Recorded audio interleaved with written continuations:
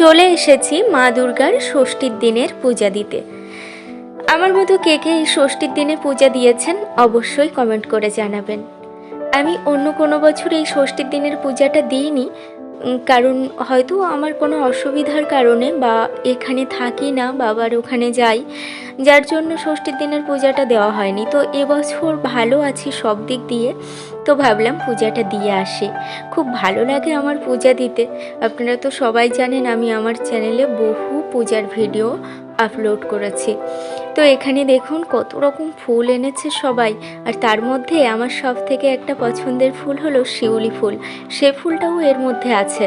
তো খুব ভালো লাগছিল দেখতে। শরৎকাল, দেবী দুর্গার আগমন, মা দুর্গার পূজা, তার উপরে শিউলি ফুল, সব রকম ফুল আছে, তো তার উপরে শিউলি ফুল খুব ভালো লাগছিল দেখতে। আর এখানে যে যতগুলো ডালা নিয়ে গেছে সবগুলো ব্রাহ্মণ মশাইয়ের কাছে সাজিয়ে দিয়েছে। আর আজ যেহেতু ষষ্ঠীর দিন, তাই আজকের পূজাটা কিন্তু মায়ের মন্দিরে হবে না। আজকে এই পূজাটায় এখানে ঘট বসিয়ে করা হচ্ছে। আর মায়ের মন্দিরে আপনাদের একটু পরে নিয়ে যাচ্ছি। এই যে দেখুন, এইটা মায়ের মন্দির। আহা, শরৎকালের পেঁজা তুলোর মতো মেঘ আকাশে, আর তার নিচে মায়ের মন্দির। দেবী দুর্গার আগমন বলে কথা। কি সুন্দর লাগছে না দেখতে। একদম গ্রামের, নিরিবিলি, খুব সাধারণ, আর ধুলো ধোঁয়া যানজট থেকে একদম মুক্ত একটা পরিবেশ। সেখানে এমন একটা মন্দির, কি সুন্দর লাগছে না দেখতে। আর এই যে দেখুন, এটা হলো ময়ূর পাখা। এটা দিয়ে ব্রাহ্মণ মশাই দেবী দুর্গার আরতি করেন। তো আমার শ্বশুর মশাই এই পূজাটার সাথে ওতপ্রোতভাবে জড়িত বহু বছর ধরে। তো আমি বাবাকে বললাম যে বাবা, এই ময়ূর পাখাটা আমাকে দাও, আমি একটু ভিডিও করে এক্ষুনি দিচ্ছি। তো বাবা আমার হাতে দিল, আর আমি সেটা ভিডিও করে আপনাদের দেখালাম। খুব সুন্দর না দেখতে।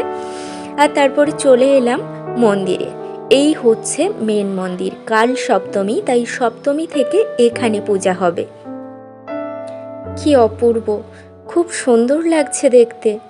আর যিনি এই ঠাকুরটা তৈরি করেছেন তিনি আমার খুব চেনা একজন জ্যাঠামশাই। তিনি খুব সুন্দর ঠাকুর গড়েন, মানে কোনো কথা হবে না। কুমোরটুলির ঠাকুর বিখ্যাত সবাই বলে, এবং আমাদের এখানে অনেক মেলাতে কুমোরটুলির ঠাকুর নিয়ে আসে। কিন্তু বলুন তো, এই প্রতিমাটা কুমোরটুলির থেকে কোনো অংশে কম কিনা? খুব সুন্দর করেছেন না? খুব সুন্দর। আর ওই জ্যাঠামশাই আমাদের ঠাকুর ঘরের লক্ষ্মীনারায়ণ যিনি গড়েছেন, তিনিই হলেন ওই জ্যাঠামশাই। খুব সুন্দর ঠাকুর গড়েন।